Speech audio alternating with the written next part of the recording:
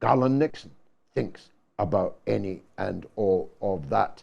Garland, welcome back to the show. Always a pleasure to see you.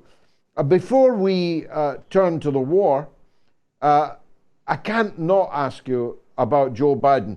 I just played a couple of the highlights. His bemused inspection of the guard at the Royal Palace when he was briefly here will live long in the memories, not least of the soldiers he was inspecting, who must at any moment have imagined they would have to pick him up off the ground. It was odd because he made King Charles look like he was also an octogenarian out for a stroll under the supervision of Nurse Ratched, and a splendid pair they made. And then there was the fool that asked him to pronounce long and difficult Asian American names. Is it reaching breaking point, is what I'm asking?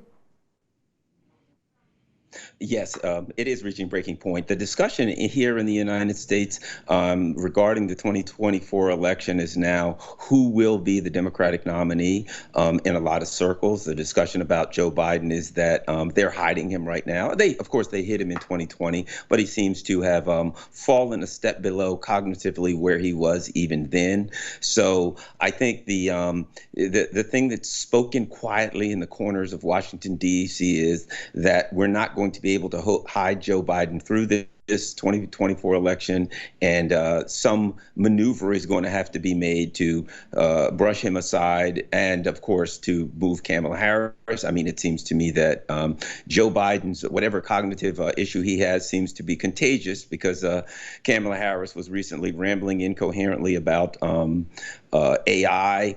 Matthew Miller, he's the State Department spokesman, repeatedly was saying that Ukraine has suffered a strategic disaster. I'm paraphrasing, something down that line. And when they asked him, don't you mean Russia? And he said, yes, Ukraine. So it seems to me that the Biden administration is falling apart at the seams cognitively. But Joe Biden, it's getting obvious to people. Now the discussion is, who are they going to slip in there? And of course, the name that we hear most frequently is Gavin Newsom in California, although he's not terribly popular as a governor in California. And of course, you've got RFK Jr., who is sneaking up in the passing lane. Yes, maybe we should cut out the middleman and just go straight to AI. Make AI the president of the United States of America. Certainly Kamala doesn't compete with AI. Gavin Newsom is the grand old Duke of Woke. He won't play in Peoria, will he? He scarcely plays in Malibu.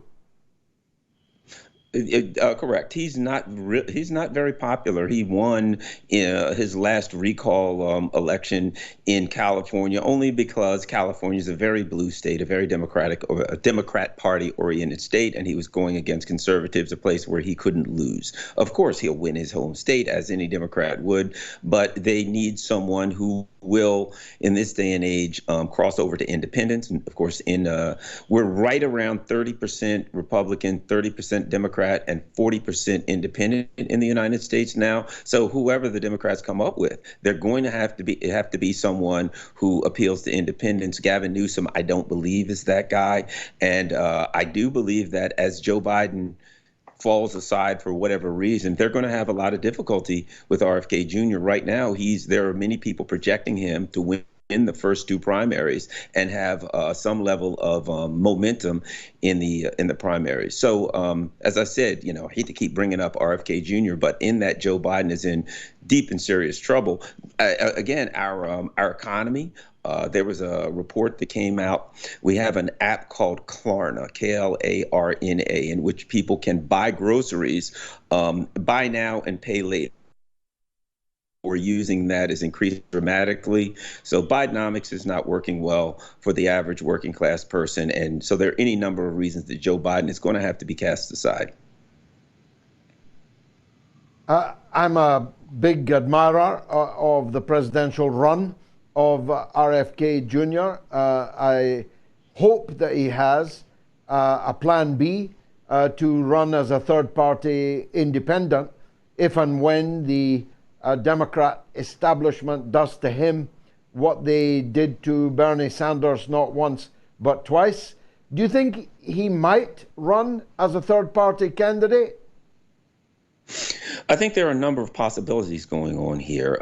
Certainly, he was recently asked whether or not he would endorse Joe Biden if he lost, and he said his answer was whether he would commit to endorsing Joe Biden if he were to lose the Democratic nomination, and his answer was, of course not. And he then said that he would, he had a plan to win, and he didn't have a backup plan for losing. There is a former NBA basketball player. This was in the news. A guy named Royce White. He played for the Houston Rockets. Recently, he was playing in another league, and they zeroed in on something that he had written on the side of his bald head, and it was "Protect RFK." And when questioned about that, he said, from his perspective, he liked RFK and Trump as a team, but he feared that the deep state could take actions against the health and well-being of RFK Jr., shall we say. So there are people looking at the dynamics of the Democratic Party, understanding, as you and I do, that they are prone to, such illicit machinations, shall we say, that would stop the democratic process from having its way in the party.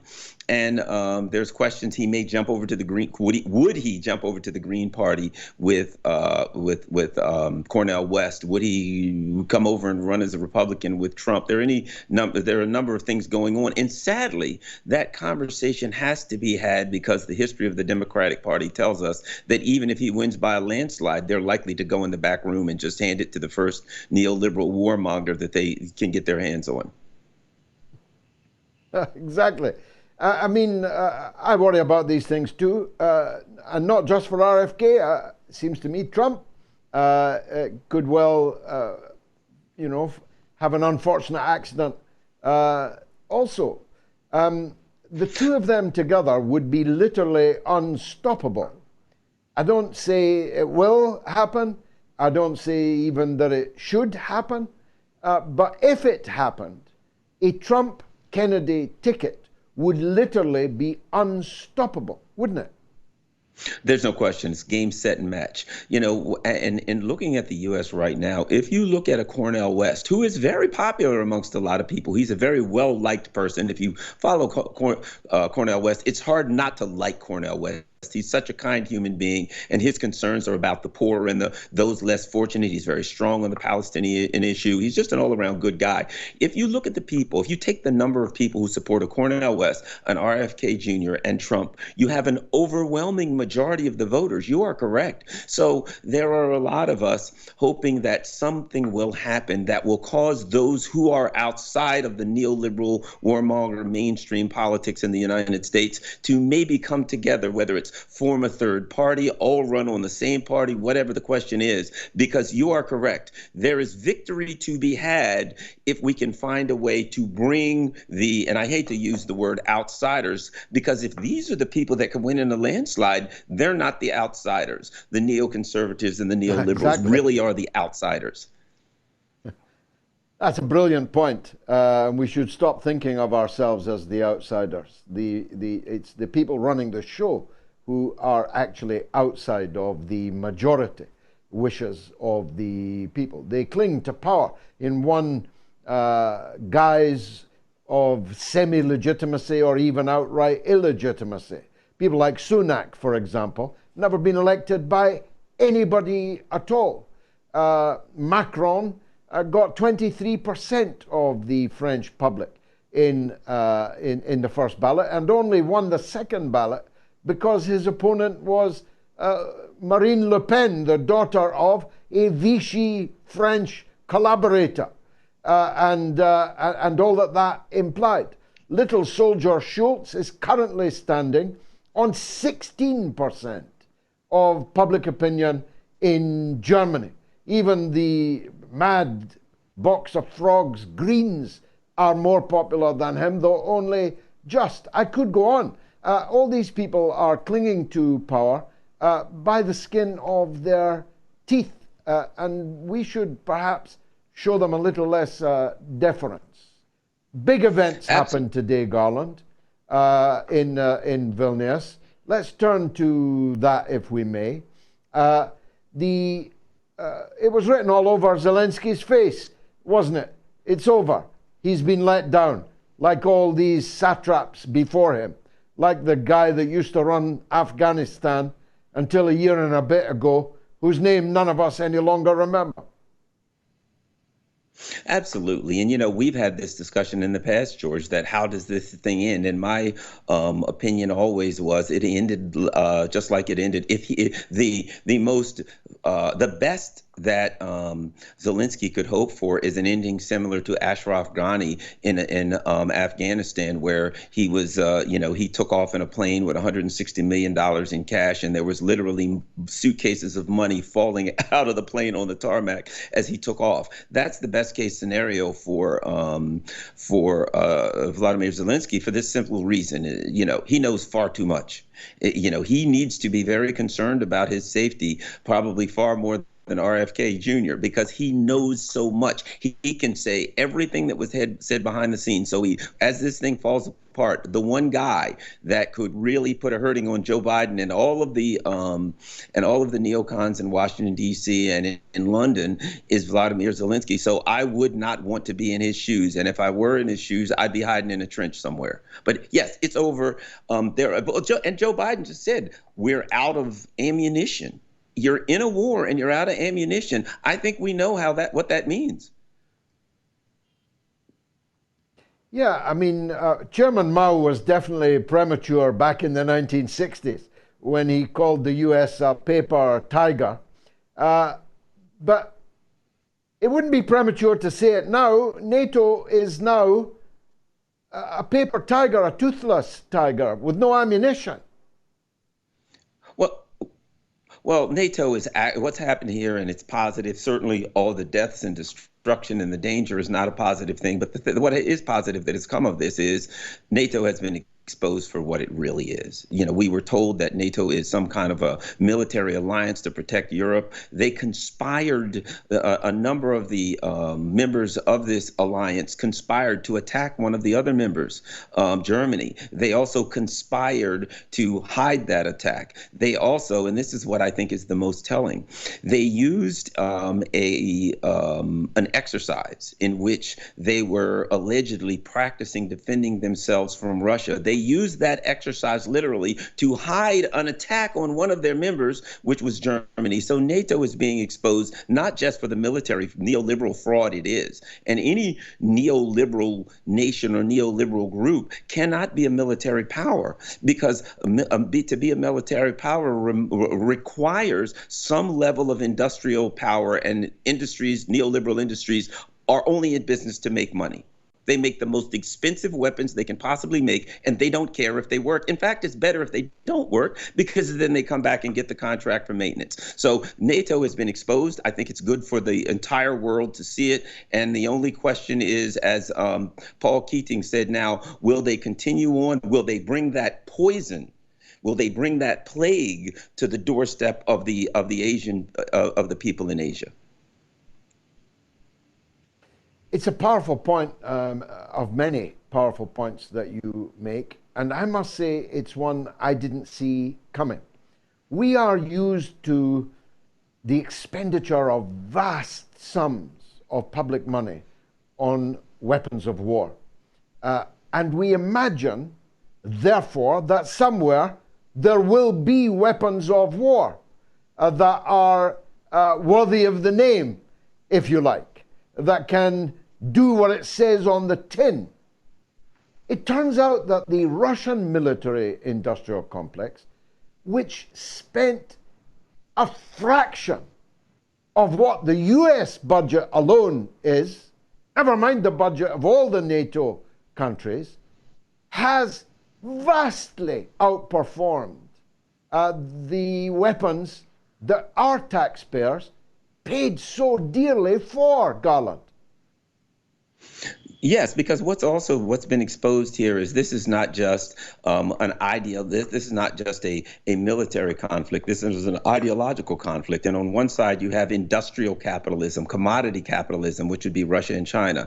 And when it comes to the U.S. and Europe, you've got economic capitalism. You've got a type of capitalism that doesn't require you to make anything. So the fact of the matter is, U.S. industries do not make weapons of war.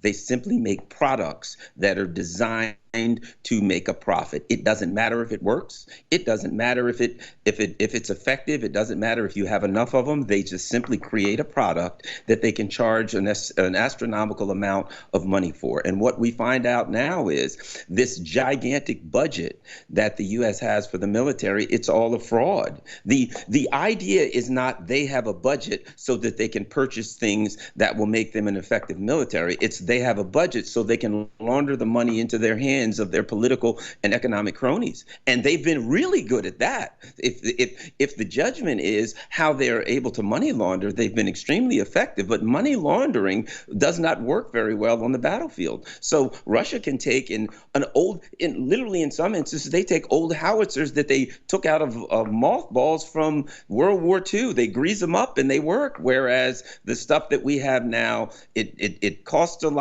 It looks great. It has all kinds of computer technology. But when it comes down to it, it's not a weapon of war. It is a very expensive product, nothing more. They could send a picture of a howitzer for what it matters to Lockheed Martin as long as they're getting paid.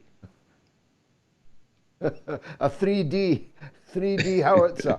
Lastly, Garland, I watched the hearings today. The FBI guy, Ray, is it W-R-A-Y? Yes. He was literally on the rack. Well, not literally, metaphorically, he was on the rack. He had no answer to the real forensic harassment of, is it Comey, the lead Republican in the hearings? Comer. It is self-evidently, obviously true that the FBI and the U.S. deep state has been protecting criminal behavior by the Biden family, extortion, and claiming that, well, I haven't looked at that, haven't studied that, haven't read that yet. It's threadbare. The deep state is deeply involved in what looks to me at least, to be a vast criminal enterprise. There is no question about that. We recently had a lawsuit where a judge in Louisiana found that the Biden administration, the evidence was presented that people in the Biden administration were having direct contact with Facebook, with Twitter. They were threatening them. As you and I both know, we were affected on Twitter. They were threatening them. They were telling them specific accounts, specific posts they had to take off. So the Biden administration was literally managing social media, which is a direct violation of our First Amendment, our constitutional right to free speech. So a judge has recently found that. We get Christopher Wray today, who's being investigated, refusing to answer how many FBI operatives were involved in the January 6th protests. They won't talk about it. They won't tell how many people. For all we know, there could have been all of them. We don't know, but they won't talk about it. They are in deep and serious trouble, which is another important factor to take into account moving into the 2024 election, because the deep state cannot afford to have a president come into office that may actually bring in people who would look into what they do, what they're doing. So they're going to have to do everything they can to try to affect the 2024 election.